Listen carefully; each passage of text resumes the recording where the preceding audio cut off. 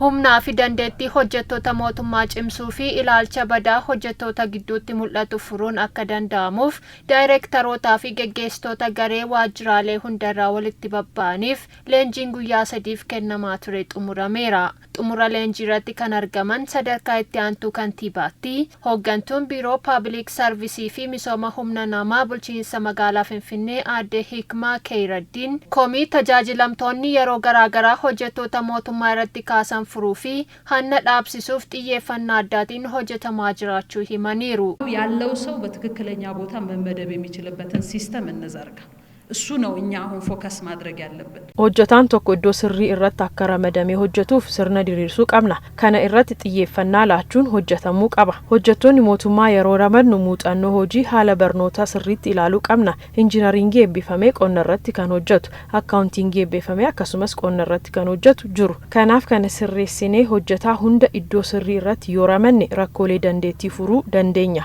Nama hunda sadarkaa barnoota qabuu fi muuxannoo isaatiin erga ramanne booda qacarrii walii wal qabatee kan jirumoo ni ilaalla. ዘላቂነት ስለማንችል ሰውን በአግባቡ ባለው የትምህርት ዝግጅትና የሙያ መስበር በስራ ልምዱ ማሟላት በሚችልበት ደረጃ ላይ ከመደብን በኋላ ቅጥር ዝውውር ጋር ተያይዞ ያሉ ውደቶችን እናያለን። Rakkoo qaala'insa jireenyaa lammiilee furuuf hojii hojjetamu keessatti hojjettoonni mootummaas fayyadamtoota akka ta'an taasifamaa jira kan jedhan aadde Hikmaan gaaffii fi yaaddoo hojjettoota mootummaa adda duree kan ta'e rakkoo mana jireenyaa furuuf sadarkaa kaabineetti murtoorra ga'amu ibsaniiru. ሰራተኛው በዘላቂነት የቤት ኑሮ እንዲኖረው ምን ማድረግ አለብን በሚል እኛም ጥናት አጥተን ከከተማ አስተዳደሩ የበላይ አመራሮች ጋር ተነጋግረን በህግ ፍሬም መደረግ አለበት በሚል hojjetaa mootummaa mana jireenyaa akka argatuuf maal gochuu qabna jennee qorannoo gaggeessuun hooggantoota olaanoo bulchiinsa magaalaa waliin haasofneerra. Kanaanis hojjettoonni mootummaa gurmaa'anii mana ijaaruun fayyadamoo akka ta'anii fi tajaajila baankii waliin walitti hidhiinsa uumuuf hojmaata diriirsineerra. Kanas kaabinee irratti raggaasisneerra. Qajeelfamni diriirfamee gara hojiitti kan seenamu ta'a. በትን እድል ለመፍጠር ባለፈው ካቢኔ ላይ የጋራ አድርገን አጽድቀናል። የአሰራር መመሪያዎች ተዘጋጅተው ወደ ተግባር ይገባል ማለት ነው። ፓብሊክ ሰርቫንቲ ድርቀማ isaa sirnaan hin baannee fi tajaajilamtoota dararuu irratti tarkaanfiin fudhatamaa jiru cimee kan itti fufu ta'uu kan dubbatan ammoo biiroo paabliik sarvisii fi misooma humna namaatti hoogganaa damee ijaarsa humna raawwachiisuu obbo Haayiluu Luuleeti.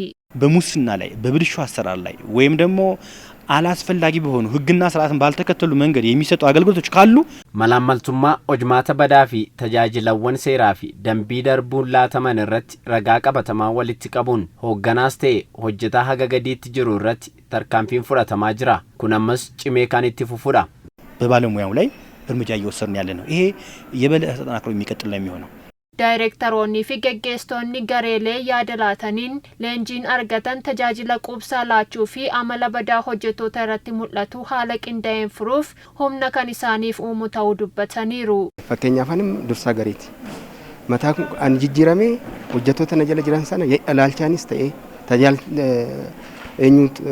tajaajilummaa akka isaan horatan akka isaan hamilee tajaajilummaa horatan hojjettoota na jala jiran san jijjiiruu keessatti illee gahee guddaa qaba jechaadha leenjiin kun. Waajjira keenya keessatti yeroo baay'ee malaamaltummaan kan argamu hanni kan irratti mul'atu seektara yeroo baay'ee hamatamu sababii ta'eef amma yeroo leenjii kana fudhannee deemnu garuu dhugaatti akka leenjii kanaatti yoo of deddeebifne malaamaltummaa jiran hanna jiran kana wanta dhoksaatti hojjetamu kana hundumaa iftoominaan baafne hojii keenya yoo hojjenne isa kana hir'isuu dandeenya jedhee yaada. Abbaan tajaajilaa tokko na dhufu wambarii isaa iddoo taa'umsaa illee ka'ee maal si gargaaru jedhu.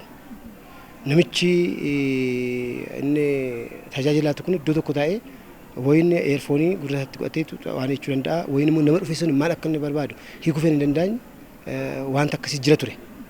Wanta akkasii kanamma kanaa booda tajaajila namni barbaadu sun na dhufu teessoo isaa irraa ka'ee namichi suni taa'ee wanta inni isa quunname san hiikuudhaaf kana